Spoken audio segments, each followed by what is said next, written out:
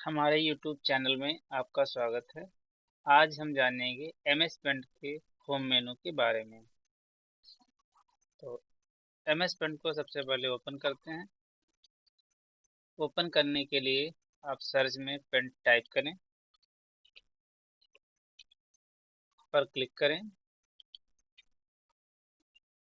MS paint कुछ इस तरह से दिखाई देगा। अब जरूरत है हमें एक चित्र की, एक ड्राइंग की। पेस्ट फ्रॉम से हम उस ड्राइंग को सेलेक्ट करेंगे जिस चित्र के साथ में हमें एक्शन करना है।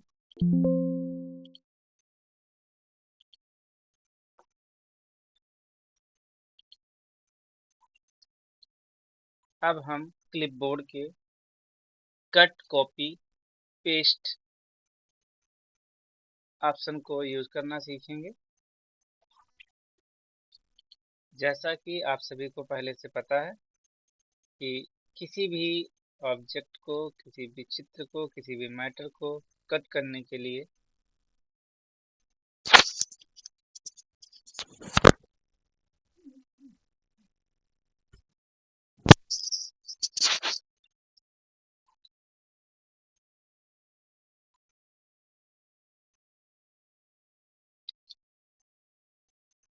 हमें उस चित्र को सबसे पहले सेलेक्ट करना है। जैसे हमें इस माउस को यहाँ से रिमूव करना है, हटाना है, यहाँ से हटाकर कहीं और ले जाना है।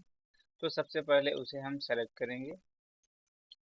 सेलेक्ट करने के बाद जैसे ही आप कट ऑप्शन पर क्लिक करेंगे, अब देखेंगे वो सेलेक्ट किया हुआ डायग्राम वहाँ से हट चुका है।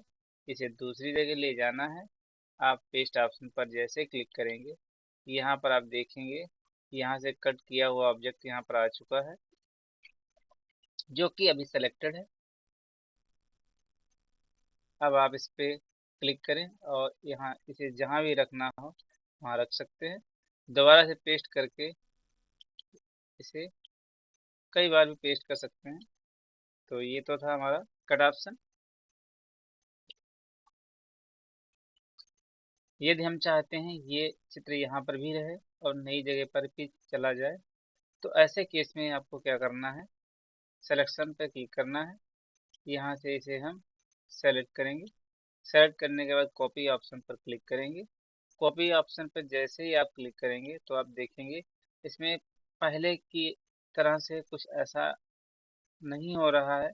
कि कुछ बच्चों को अक्सर समस्या होती है कि सर कट करते हैं तब तो ऑब्जेक्ट वहाँ से हट जाता है, बट जब कॉपी करते हैं तो कुछ ऐसा दिखाई नहीं पड़ता है। तो ये कैसे पता चलेगा कि कॉपी हुआ कि नहीं हुआ है।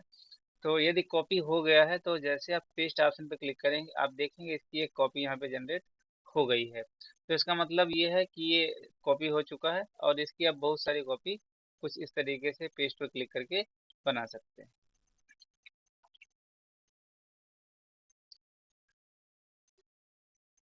अब आप पेस्ट के अंदर जाएंगे तो आपको एक ऑप्शन दिखेगा, पेस्ट फ्रॉम।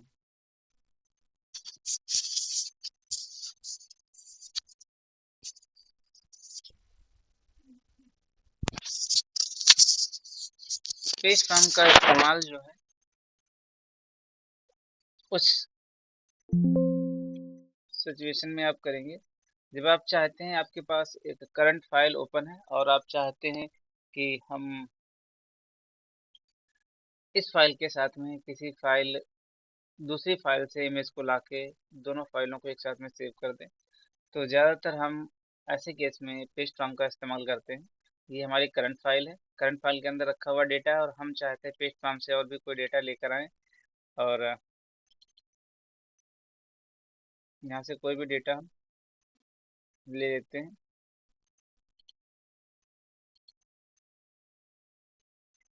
यहाँ से इसका हम साइज थोड़ा सा कम कर लेते हैं। ध्यान रखना है सिलेक्शन नहीं जाना चाहिए, नहीं तो फिर आपको दोबारा सिलेक्शन बनाना पड़ेगा। अब हम चाहते हैं कि पहले वाली करंट जो फाइल हमारी करंट फाइल है और ये बाद वाली फाइल जो हम पेस्ट फॉर्म से लाए हैं, दोनों को एक साथ में सेव करना है। यानी कहने का अर्थ ये हुआ कि दो अलग अलग फाइलों को बेसिकली बिना कॉपी पेस्ट किए लाए, कॉपी पेस्ट आप नहीं करना चाहते हैं, तो आप पेस्ट फॉर्म से दोनों इमेजेस को आप ला सकते हैं।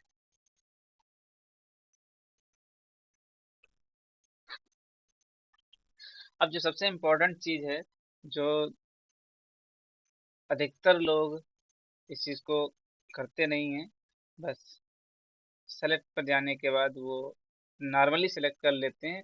लेकिन जब आप सेलेक्ट ऑप्शन पे क्लिक करेंगे तो इसके अंदर भी आपको बहुत सारे ऑप्शन मिल जाएंगे। इनको भी हम आप डिटेल से जानने की कोशिश करेंगे। सबसे पहले यहाँ पर देखेंगे कि सिलेक्शन करने का तरीका दिया गया है, सिलेक्शन ऑप्शंस दिए गए हैं, इन्हें हम प्रॉपर जानेंगे। सबसे पहला ऑप्शन जो है वो रेक्टेंगुलर सिलेक्शन है। यहाँ से क्या करेंगे हम कि हम किसी ऑब्जेक्ट को जो है जब सेलेक्ट करते हैं तो वो बेसिकली रेक्टेंगुलर यानी चौकोर में ही सेलेक्ट कर पाते हैं। तो रेक्टेंगुलर सिलेक्शन क्या कर रहा है, जैसा कि हमने सेलेक्ट किया है तो आप देखेंगे यहाँ पे जो सिलेक्शन है वो कुछ इस तरीके से बन रहा है। लेकिन हम चाहते हैं कि जो सिलेक्शन है वो हमारी इच्छा के अनुसार बने।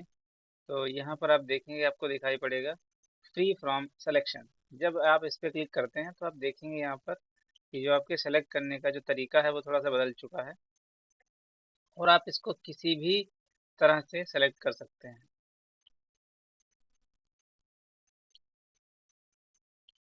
ये देखिएगा, तो आप अपनी मर्जी से जैसे भी सेलेक्ट करना चाहें तो ऐसे केस में आप यूज करेंगे।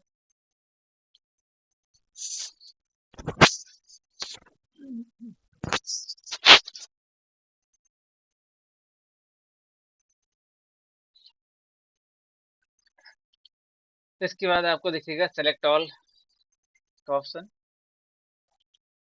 जहां से आप अपने पेज पर रखे हुए सारा सारे ऑब्जेक्ट, सारे चित्र, सारे लोगो आदि को एक ही बार में सेलेक्ट कर पाएंगे। जैसे आप सेलेक्ट ऑल पे क्लिक करेंगे तो आप देखेंगे पेज के ऊपर जितना भी डेटा था वो सारा का सारा डेटा जो है वो यानी पूरा का पूरा पेज जो है वो सेलेक्ट हो चुका है। उसके बाद यहाँ पर दिखाई पड़ता है एक ऑप्शन जिसका नाम है इन्वर्ट सिलेक्शन। जब आप इन्वर्ट सिलेक्शन पे क्लिक करेंगे तो जो आपका पूरा पेज यदि सेलेक्ट होगा तो सिलेक्शन जो है वहां से रिमूव हो जाएगा। यदि आपने पूरा पेज सेलेक्ट कर रखा है और इन्वर्ट सिलेक्शन पे क्लिक करते हैं तो आपका सिलेक्शन जो है वो हटा दिया जाएगा। लेकिन यदि आपने किसी पर्टिकुलर ऑब्जेक्ट को कुछ इस तरीके से सेलेक्ट कर रखा है, जैसे हमने रेक्टेंगुलर सिलेक्शन ले लेते हैं, समझाने में ज़्यादा सहूलियत रहेगी।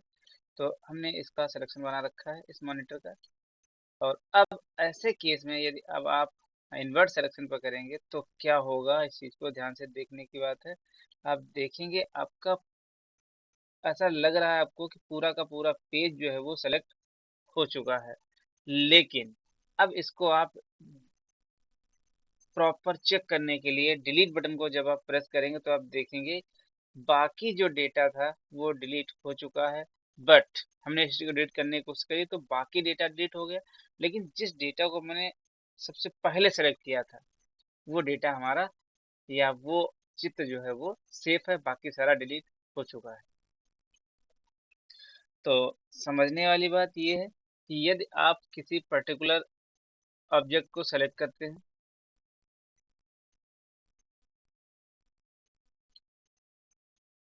इन्वर्ट सिलेक्शन पे क्लिक करते हैं, तो पूरा पेज सेलेक्ट हो जाएगा। लेकिन यदि आप इसके साथ कोई एक्शन करते हैं, जैसे डिलीट करते हैं, तो जैसे आप डिलीट करते हैं तो जो आपने सिलेक्शन बनाया था वो सेफ बचेगा यानी बच जाएगा यहाँ पर, और जो बाकी ऑब्जेक्ट्स हैं ये सारे के सारे रिमूव हो जाएंगे, कुछ इस तरीके।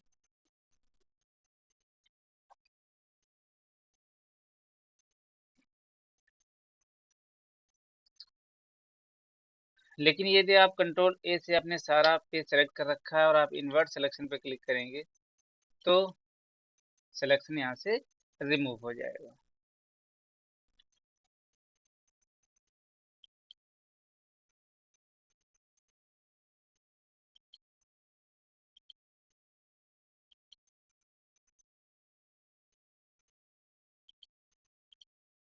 और यदि आपने कोई पर्टिकुलर ऑब्जेक्ट सेलेक्ट कर लिया है और आप इन्वर्ट सिलेक्शन करते हैं ऑन, और जब आप डिलीट करते हैं तो बाकी सारा डेटा जो है वो डिलीट हो जाता है, जिसको आपने पहली बार सेलेक्ट किया था वो सेफ बच जाता है। तो ये तो था सेलेक्ट करने का तरीका, इन्वर्ट सिलेक्शन। डिलीट आप यूज करते हैं सिलेक्शन को हटाने के लिए।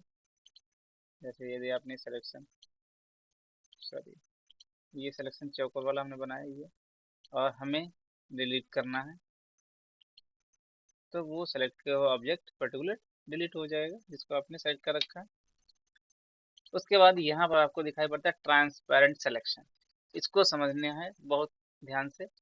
तो हमने यहाँ पर एक कोई भी ऑब्जेक्ट ले लिया है, जैसे सपोज दैट मैंने यहाँ पर क्लाउड ले लिया है कुछ इस तरीके से, और इसके अंदर मैंने कलर भी डाल दिया।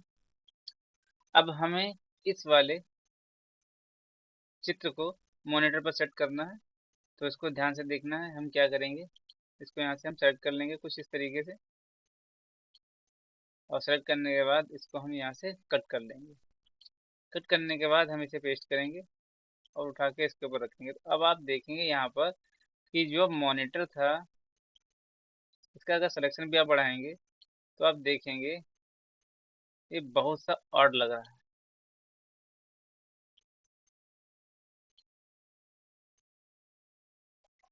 जिन लोगों ने माइक्रोसॉफ्ट ऑफिस सीखा है तो वो समझ रहे होंगे कि इसमें समस्या क्या आ रही है।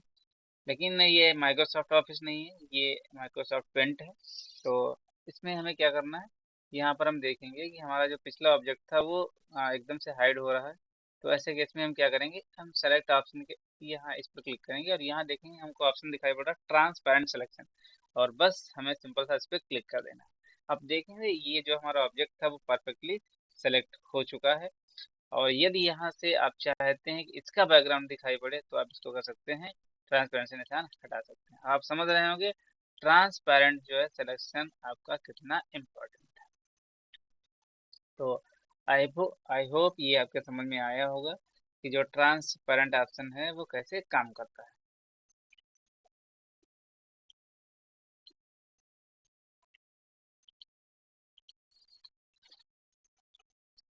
अब हम जानेंगे क्रॉप के बारे में। जैसे हमें सिर्फ मॉनिटर की जरूरत है या हमें सिर्फ सीपीयू की जरूरत है, तो जिस चित्र की हमें जरूरत है उसे हमें सेलेक्ट करना है, किसी भी तरीके से सेलेक्ट करें। तो जैसे इसको हम यहाँ से सेलेक्ट करेंगे, सेलेक्ट करने के बाद हम जैसे क्रॉप ऑप्शन पे क्लिक करेंगे तो जो हम मैंने सेलेक्ट कर रखा है चित्र, वो चित्र हमारा सेफ बचेगा और बाकी सारा का सारा डेटा जो है, अनवांटेड डेटा जो है वो रिमूव कर दिया जाएगा। तो ये तो था हमारा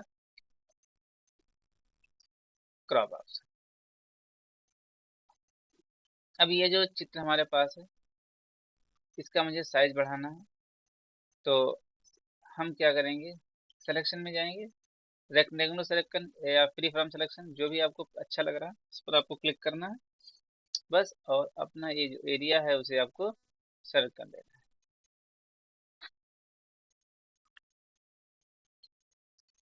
सिलेक्शन बन चुका है, बस आप रिसाइज ऑप्शन पे क्लिक करें। रिसाइज ऑप्शन पे जैसे आप क्लिक करेंगे आपके सामने कुछ इस तरीके से एक विंडो ओपन हो जाएगी। इस विंडो को ध्यान से देखना है, इसका नाम है रिसाइज एंड स्कीप। आपको अपनी इमेज का साइज बढ़ाना है परसेंटेज में या पिक्सल में, जैसे भी आप चाहें वैसे आप बढ़ा सकते हैं। बस आप पिक्सल ऑप्शन पे क्लिक करें या परसेंटेज ऑप्शन पे क्लिक करें। तो मैंने यहाँ पे पिक्सल पे क्लिक कर लिया, और हमें यहाँ पर हॉरिजॉन्टल में इसका साइज देना है। जैसे मान लेते हैं इस इमेज का साइज मुझे कम करना है, तो हम क्या करेंगे, यहाँ पर साइज जो यहाँ पे पिक्सल दिया है इस पिक्सल को हम कम करेंगे। जैसे हमें मान लेते हैं ऑब्जेक्ट का साइज कम करना है, तो मैंने यहाँ पे दे दिया साइज 500।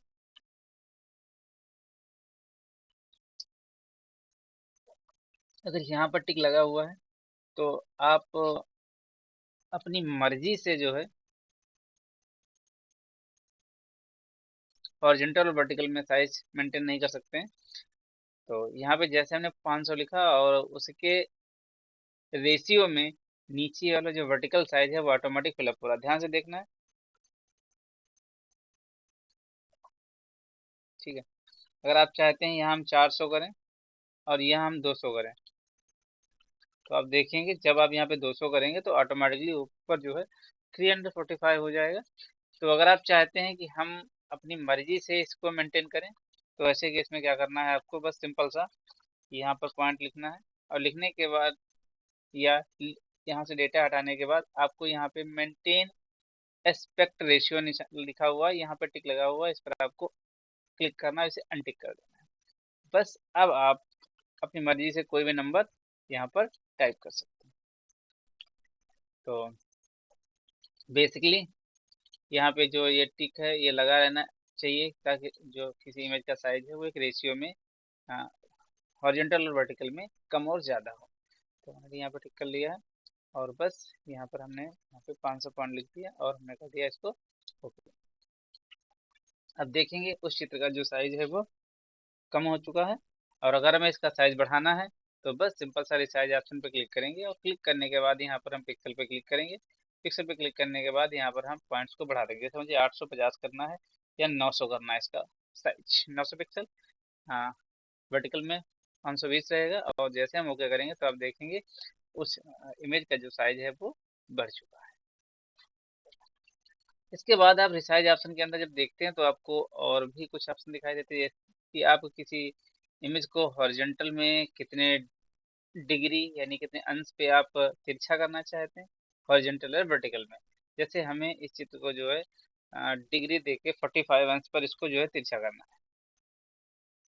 तो हमने जैसे क्लिक किया तो आप देखेंगे हमारा जो चित्र था उसका साइज जो है 45 अंश के ऊपर तिरछा हो चुका है। लेकिन इसे हमें वर्टिकल में अगर तिरछा करना है तो हम रिसाइज पे पुनः क्लिक करेंगे और हमें दिखेगा यहाँ पे वर्टिकल का साइन, वर्टिकल पे क्लिक करेंगे और यहाँ से हमें इसे बताना है कि कितने अंश पर हमें इसे तिरछा करना है।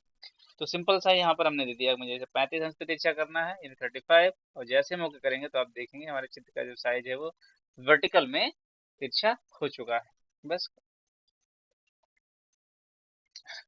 इसके बाद यहाँ पर आपको ऑप्शन दिखाई पड़ता है रोटेट का। तो जब आप रोटेट पे क्लिक करते हैं तो हम अपनी इमेज जो तिरछा है या किसी कारणवश सही नहीं है उसे हम यहाँ से एंगल के आधार पर जो है उसे रोटेट कर सकते हैं, सीधा कर सकते हैं। तो सबसे पहले ध्यान रखना है कि हमें सिलेक्शन करना बहुत जरूरी है। तो हम सिलेक्शन अपना बना लेते हैं हमेशा की तरीके से। यहाँ पर हम रेक्टेंगुलर सिलेक्शन का इस्तेमाल ना करके हम फ्री फॉर्म सिलेक्शन बना रहे हैं, और बस अब हम रोटेट ऑप्शन पे जैसे क्लिक करते हैं तो हमको रोटेट राइट राइट से रोटेट करना है 90 एंगल पे। तो आप देखेंगे हमारे चित्र का साइज कुछ ऐसा हो जाएगा। तो ये तो था रोटेट। उसके बाद में सिलेक्शन रेक्टेंगुलर कर लेते हैं, थोड़ा सा जल्दी रहेगा, समझना आसान हो जाएगा। उसके बाद हम यहाँ पे रोटेट पे जाएंगे और यहाँ पे दिखेगा रोटेट 90 लेफ्ट। तो 90 लेफ्ट पे क्लिक करेंगे तो ऐसा दिखेगा, और फिर से सीधा करना है रोटेट राइट कर देंगे तो हमारा ऑब्जेक्ट सीधा हो जाएगा। उसके बाद में रोटेट 80 एंगल 180 पर क्लिक करेंगे तो ये देखेंगे इमेज का साइज कुछ ऐसा हो जाएगा, 180 अंश 80 अंश के ऊपर तिरछा हो चुका है, घूम चुका है। इसके बाद यहाँ पर आपको दिखेगा वर्टिकल ऑप्शन, यानी कि आप इमेज को ऊपर से नीचे की तरफ पलट सकते हैं कुछ इस तरीके से। ये है वर्टिकल, और इसे हम अगर चाहते हैं कि ये हो फ्लिप हॉरिजॉन्टल तो हॉरिजॉन्टल होगा कुछ ऐसा। अब आप देखेंगे सीपीयू बॉक्स इधर है और यहाँ पर सीपीयू बॉक्स इधर है। तो ये तो था हमारा वर्टिकल में रोटेट।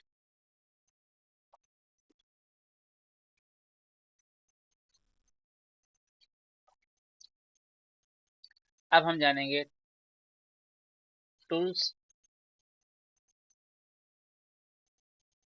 के बारे में।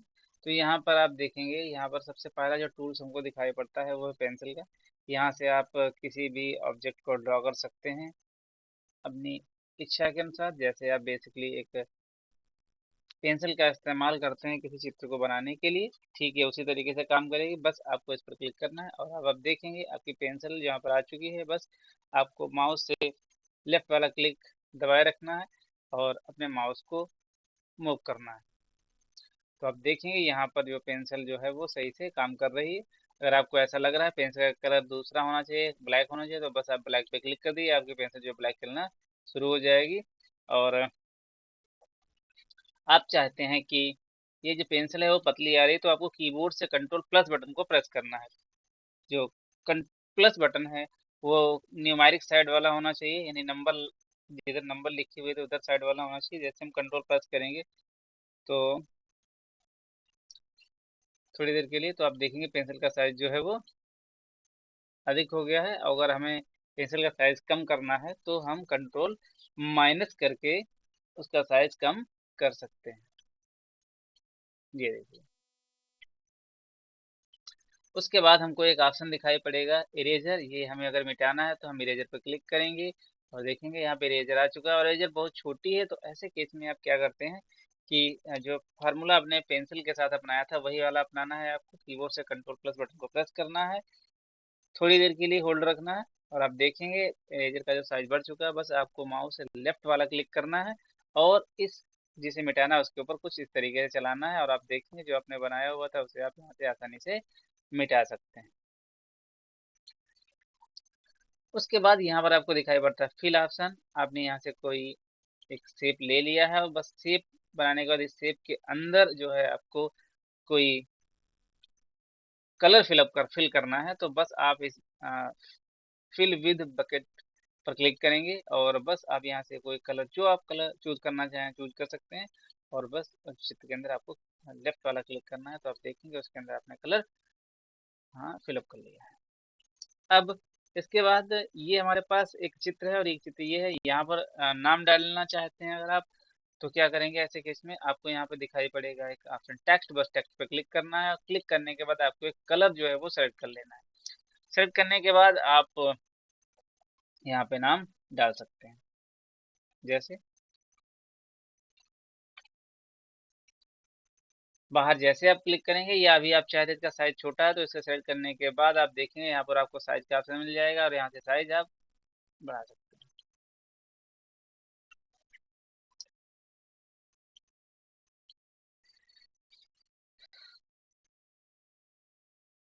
जैसे आप बाहर क्लिक करेंगे सिलेक्शन हट जाएगा। अब आप जैसे सिलेक्शन यहाँ से हटेगा उसके बाद आप अपने इस चित्र के अंदर ये जो नाम आपने लिखा उसमें कोई भी चेंजिंग नहीं कर पाएंगे। लेकिन फिर आपको ऐसा लग रहा है कि ये नाम में कुछ और मुझे लिखना चाहिए था, कुछ और एक्स्ट्रा लिखना चाहिए था, तो ऐसे केस में हम क्या करेंगे कि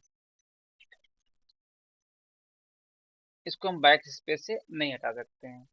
तो हमें होम मेनू में वापस जाना है और यहाँ पर हमको ऑप्शन दिखाई पड़ेगा इरेजर का। जैसा कि हमने आपको पहले से बता रखा है, बस आपको इरेजर से इस ऑब्जेक्ट को मिटा देना।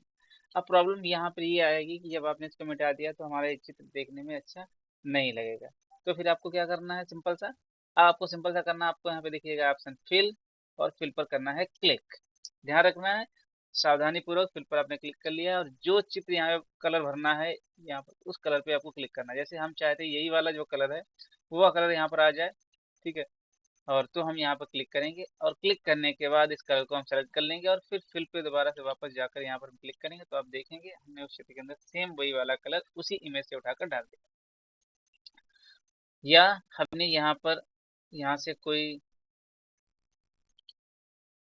स्क्रीन यहाँ से है धोखे से इस तरीके से मिट गई है और ये सेम कलर हमको यहाँ नहीं मिल रहा है, तो ऐसे केस में हम इस यहाँ क्लिक करते हैं और सेम कलर यहाँ से उठाते हैं और फिल से इसके अंदर फिलअप कर देते हैं कुछ इस तरह। तो ये तो था हमारा फिल ऑप्शन। और इसके बाद हमको यहाँ पे दिखाई पड़ता है एक ऑप्शन मैग्नीफायर। बस इसका काम आप किसी चित्र को बड़ा करके देख सकते हैं। बस आप लेफ्ट वाला क्लिक करते जाइए, क्लिक करते जाइए, क्लिक करते जाइए, और आप देखेंगे आप उस इमेज को जो है वो,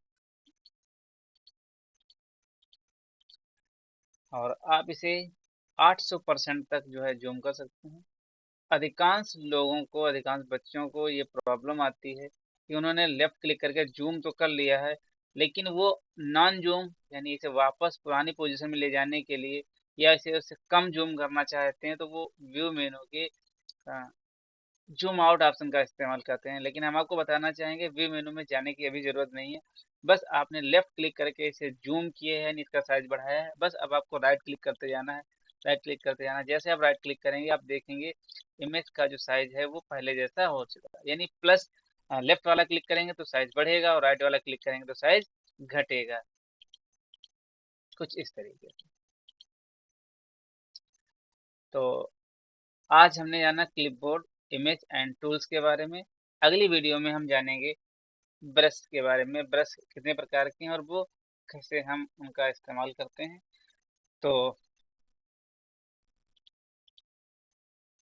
आई होप हमारे द्वारा बताए गए ऑप्शंस आपके प्रॉपर रूप से समझ में आए होंगे। तो यदि आपको हमारे द्वारा बताए गए ऑप्शंस बहुत अच्छे लगे हैं तो लाइक करें, कमेंट करें और वीडियोस को अपने दोस्तों के साथ में शेयर करें ताकि वो भी कुछ नया सीख पाएँ।